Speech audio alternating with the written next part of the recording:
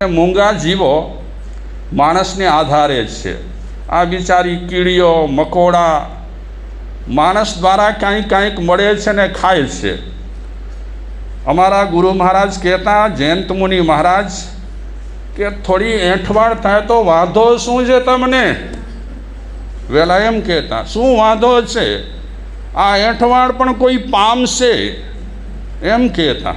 અમે ના પાડીએ ને કે મારા ગુરુ મહારાજ, આ ભાઈએ આટલી એંઠવાડ કરી છે, કરવા દો ને. માની લો ગટરમાં જશે તો ત્યાંના જીવો ખાશે, પણ ખાશે. એમનો એવો મત રહેલો હતો. થોડું આડું અવડું થાય અનાજ પાણી તો એની ફિકર નહીં કરવાની, કોઈને મળશે અનાજ પાણી. સૌના વિચારો નોખા રહેલા હોય. મારો એવો મત રહેલો છે કે જાનવરોને પણ સારું આપવાનું. હવે મારો મત બીજા પર લગાડવું એ થોડું ચાલવાનું છે.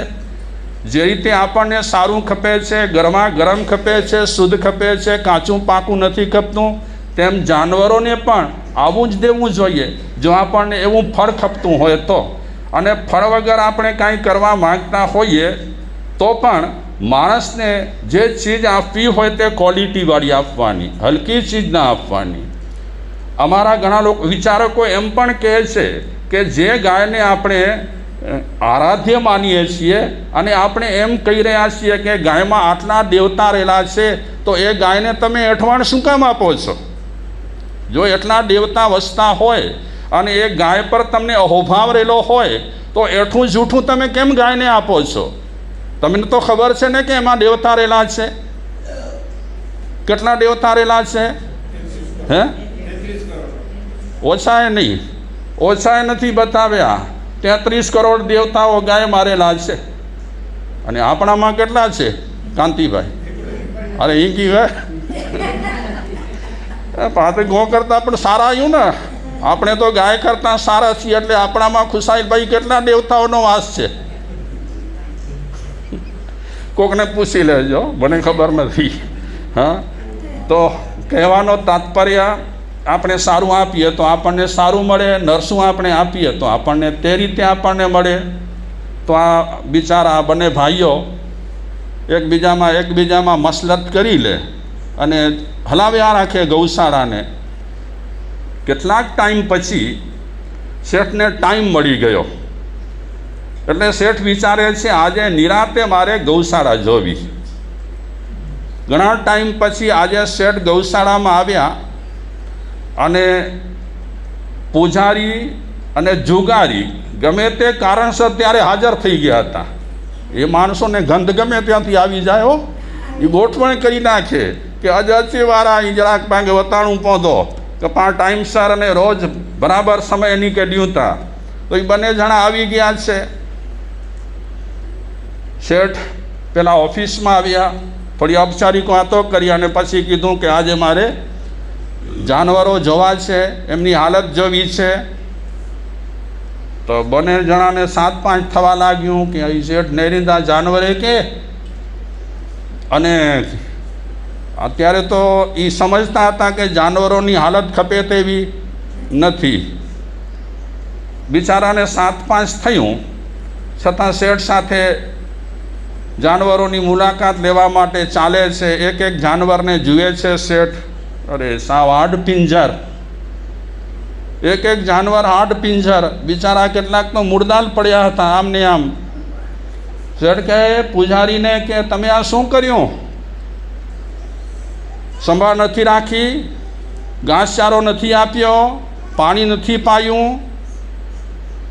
કાંઈ નથી કર્યું તમે? પૂજારી કહે હું તો બરાબર બધું કરું છું. સવારે વહેલો ઉઠું છું, નાહી ધોઈને ભગવાનની ભક્તિ કરું છું, ભજન ગાઉં છું, જાપ જપું છું, પછી અહીંયા આવું છું ગૌશાળામાં, હું તો બરાબર બધું કરું છું. પેલો જુગારીને કહે છે તું કે હું પણ આની જેમ જ હું આવું છું અને તમે જે કામ સોંપ્યું છે એ કરું છું. ઘણા લોકો બહુ કામચોર રહેલા હોય, પગાર મળ્યા છતાં પણ કામચોર રહેલા હોય. શેઠ કહે છે આ તમે ઠીક નથી કર્યું, તમે જો આવતા હો અને સમયસર ખાવા પીવાનું આપતા હો તો જાનવરોની આ હાલત ન હોય. આ જાનવરોને સાવ તમે માયકાંગલા બનાવી નાખ્યા છે, સાવ બિચારા સુકાઈ ગયા છે, માક ઉડી ગઈ છે. તો બંને જણા કહે છે અમે શું કરીએ, કોઈક રોગ બોગ લાગુ પડ્યો હશે. શેઠ અસાંગે કોર ખબર. અરે શેઠ કે રોગ બોગ લાગુ પડ્યો હોય તો તમારે અગાઉથી વાત કરવી જોઈએ, તો આપણે કાંઈ ટ્રીટમેન્ટ કરાવીએ, પશુના ડૉક્ટરને બોલાવીએ, સારવાર થાય તો સરખા થઈ જાય. શેઠ કે આ તમે ગોલમાલ કાંઈ કરી છે ભાઈ, ગોલમાલ સબ ગોલમાલ, કાંઈ ગોલમાલ કરી છે. તમે સાચું બોલી દો, નહીં તો આ રાજા પાસે કેસ જશે, પછી રાજા જે દંડ કરશે તમારે ભોગવવું પડશે. તો બંને જણા પોતાનો બચાવ કરવા લાગ્યા કે શેઠ અમે શું કરીએ, અમે તો તમે જવાબદારી સોંપી હતી બરાબર નિભાવી છે, અમે આમ કર્યું છે, અમે તેમ કર્યું છે. કચ્છી મેં ચવાજે ઓજારી છે અલા ન પોજે. જેની પાસે 17 બાના રહેલા હોય એની પાસે ભગવાન પણ પહોંચે નહીં. છેવટે શેઠે કહી દીધું, ફેંસલો કર્યો કે આ કેસ હું રાજા પાસે લઈ જાઉં છું, રાજા ફેંસલો કરશે, તમે જાનવરોની સંભાળ સરખી રાખી નથી. આ કેસ શેઠ લઈ ગયા દરબારમાં અને રાજાને નિવેદન કર્યું, કેસ મૂક્યો કે આ 2 પૂજારીને જુગારી, આ 2 માણસો મારી ગૌશાળામાં કામ કરવા માટે મેં નિયુક્ત કર્યા હતા, એમણે ગાયોની સંભાળ રાખી નથી. હવે મહારાજા તમે ફેંસલો કરો કે આ બંનેને દંડ શું દેવો. હું ફૂલ પગાર આપતો હતો છતાં પણ એમણે જાનવરોની સંભાળ રાખી નથી. બિચારા જાનવરોની હાલત તો કેવી છે, બહુ ખરાબ છે. પહેલાં બળદનો હજી કાંઈક ઠીક ખેડૂત લોકો એની સંભાળ લેતા હતા. હવે ગામે ગામ આ ખેતીવાડીમાં બળદોનો ઉપયોગ થતો હતો, એ બળદો ગયા ક્યાં બિચારા. સાંઢો વધી ગયા છે, જોકે સાંઢો આજે વધ્યા છે એવું નથી, આ સૂત્રમાં પણ આગમમાં પણ સાંઢની વાત આવે છે. પણ આજે ગાયોની હાલત કફોડી તો બહુ જ છે, જાનવરોની હાલત કફોડી બહુ જ છે. નસીબ તો જુઓ આપણા બધાના કે ચોખ્ખું દૂધ હવે જાય છે ડેરીએ. અને તમે મુંબઈમાં રહો છો તો તમારા હાથમાં કયું દૂધ આવે છે, થેલીઓનું દૂધ આવે છે. કેવા પ્રકારનું હોય, કઈ રીતે બધું તૈયાર થયું હોય ભગવાનને ખબર. પરિસ્થિતિ બહુ પલટાઈ ગઈ છે, ખબર નહીં માણસના સંજોગો બદલાયા છે, એના કારણે આ બધી સંભાળ રાખવાનું બંધ કરી નાખ્યું કે શું કર્યું. પણ પરિસ્થિતિ આખી ખરાબ છે. જાનવરોની હાલત બહુ જ ખરાબ રહેલી છે.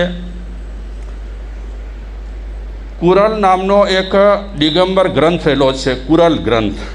એ કુરલ ગ્રંથમાં કહે છે કે અહિંસા પ્રથમો ધર્મ.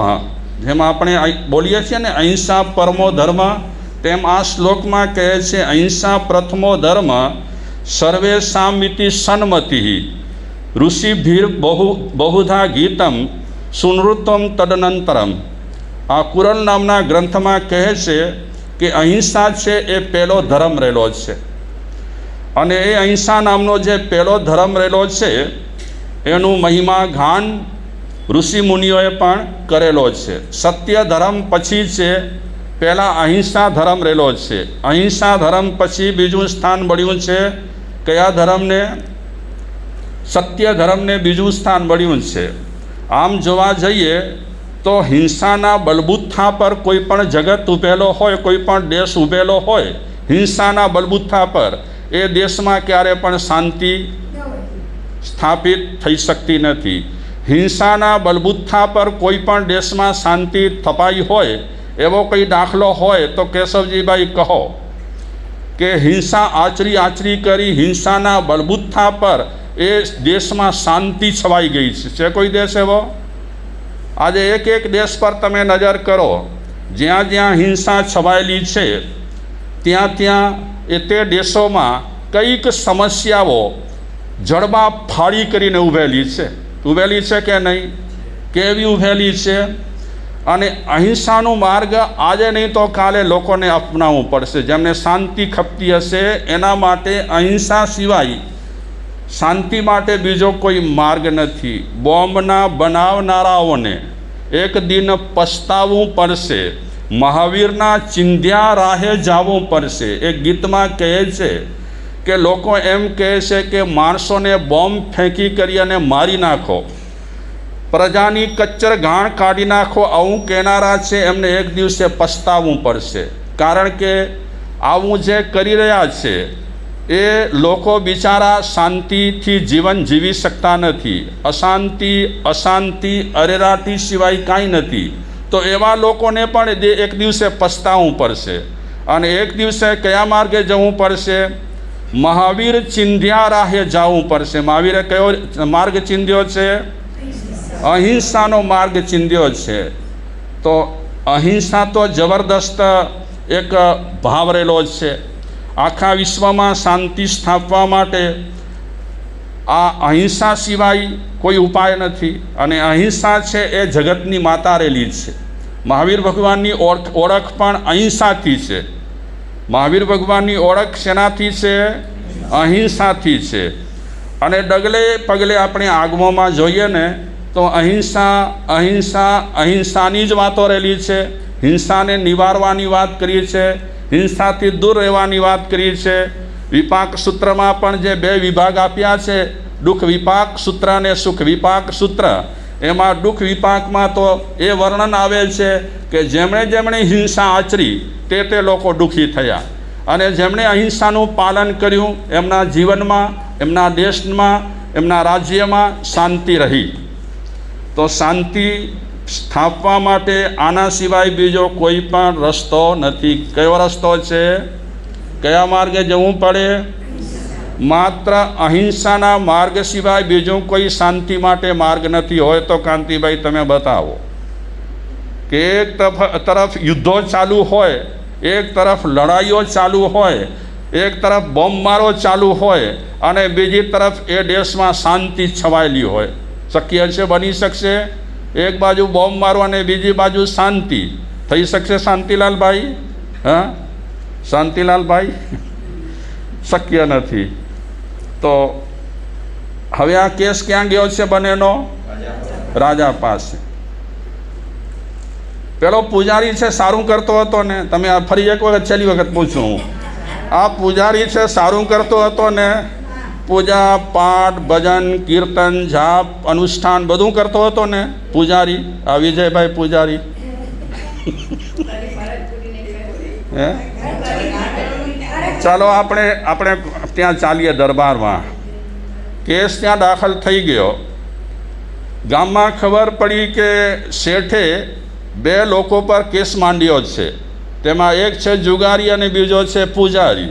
એટલે ગામ લોકોને કૌતુક થયું કે હાલો જોવા જેવું છે રાજા શું ફેંસલો આપે છે. તો ઘણા લોકો ગામમાં ચર્ચા કરવા લાગ્યા માપરમાં. કોઈ કહે છે કે જુગારીને દંડ મળશે, તો કોઈ કહે છે કે મારા ખ્યાલ પ્રમાણે પૂજારીનો પણ ગુનો તો ખરો જ છે. કદાચ એમ કરશે રાજા કે પૂજારીને ઓછો દંડ દેશે અને જુગારીને વધારે દંડ દેશે. એવું કરશે કેશવજીભાઈ? જુગારીને વધારે દંડ અને પૂજારીને ઓછો દંડ, એવું કરશે? હે, શું? શેઠને? અચ્છા, ચાલો. થોડી એના પર રાજાએ માણસોને બોલાવી, મંત્રીઓને બોલાવીને ડિસ્કસ કરે છે કે શું કરીશું આપણે. આ કેસ આવ્યો છે જુગારી પૂજારીનો. શેઠે ગૌશાળા બનાવી, જવાબદારી એને સોંપી, અને આ લોકોએ ગૌશાળામાં ગાયોની, જાનવરોની હાલત ખરાબ કરી નાખી છે. તો મસલતની અંતે ફાઇનલ થયું. બીજા દિવસે દરબાર ભરાયો, જુગારી પૂજારીને બોલાવે છે, શેઠને પણ બોલાવ્યા, બધા હાજર રહ્યા. ગામ લોકોને કૌતુક લાગ્યું છે એટલે પબ્લિક પણ ભેગી થઈ છે કે સાંભળ્યો તો ખરા કોને સજા વધારે કરે છે. હવે તમે કહી દો, 2માંથી વધારે સજા કોને થશે? શેઠજી, હા, અહીં સજો ત્યાં. તમે શું કહો છો? 2માંથી વધારે સજા કોને આપશે? હા, જુગારીને ને. હા, પેલા પૂજારીનો તો ભૂલ જ ન કહેવાય ને, એ તો ભગવાનનો ભગત કહેવાય ને. હા, એ તો ભગવાનની ભક્તિ કરે એટલે છૂટો થઈ જાય ને. હા, શું કહો છો? રત્નામાં અહીં કરજો હતા. છેલ્લે ફેંસલો આપે છે રાજા, બધા સાંભળે તે રીતે રાજા કહે છે કે આ શેઠે ગૌશાળાની જવાબદારી બેને સોંપી હતી, આ બંને જણા જવાબદારી નિભાવવામાં નિષ્ફળ ગયા છે, એમના પર એક કર્તવ્ય રહેલું હતું, એમનો ધર્મ રહેલો હતો, એ ધર્મ એ ચૂકી ગયા છે. ભલે ભગવાનની ભક્તિ કરતો હોય, ભગવાનની પૂજા પાઠ કરતો હોય, ભગવાનના જાપ કરતો હોય, ભગવાનના ભજન ગાતો હોય, પણ જેટલો જુગારી ગુનેગાર છે એટલો જ પૂજારી ગુનેગાર છે. એટલે બંનેને સજા સેમ થવી જોઈએ.